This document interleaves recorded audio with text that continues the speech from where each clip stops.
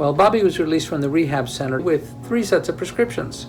One from the rehab center, one from the hospital, and the one he had at home from his primary care doctor. How does that happen? My name is Moises with Cura Cares, and we're posting stories and tips to help families living with Alzheimer's, memory loss, recovering from hospitalization, or simply aging at home. Our person-centered care approach may bring a different perspective on providing care for your loved ones. So Bobby was hospitalized, released to the rehab center. We went to see him a couple hours after he was admitted, asked to see his medication prescription list from the hospital, and they shared with us that they didn't have it yet. I got on the phone, called the hospital, spoke with the emergency room. The doctor said they'd fax it over right away, and voila. Within 5 minutes, we had the new medication prescription list.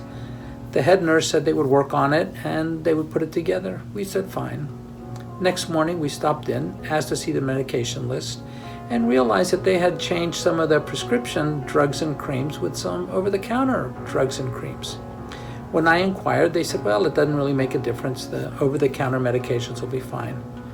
Well, needless to say, I called the doctor, called the hospital. We got his prescription strength hemorrhoidal cream back for him, and his prescriptions were then in line.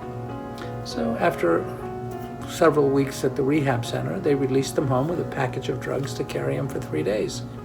When we got home, we thought we'd call the pharmacy and see about redoing his drugs. Well, it was a mess on our hands. I took all the medications, put them in a bag, went to our pharmacist, the friendly pharmacy that we partner with. He did a fabulous job. He called each doctor, determined who was going to be the main doctor, went through all the medications, got a new prescription on each one of those, and within a day or two, Bobby had his new set of medications in dose packaging. Dose packaging means it'll say Monday morning, you pop that pack, and there's 4 or 5 medications that he's supposed to be taking. In the afternoon, you pop the PM pack, and it has all the medications for that time. And in the evening, you pop the evening pack, and you have medications for them. No confusion. Each one is sorted by day. Well, you can call it confusion, or you can call it a disaster averted. Either way, Bobby got his medications correctly. He's doing very well at home, and he's recovering. So what's the takeaway? Takeaway is that there's a lot of people in the system. They're all doing their best. Sometimes they're not paying as close attention, or they're overwhelmed by other people there.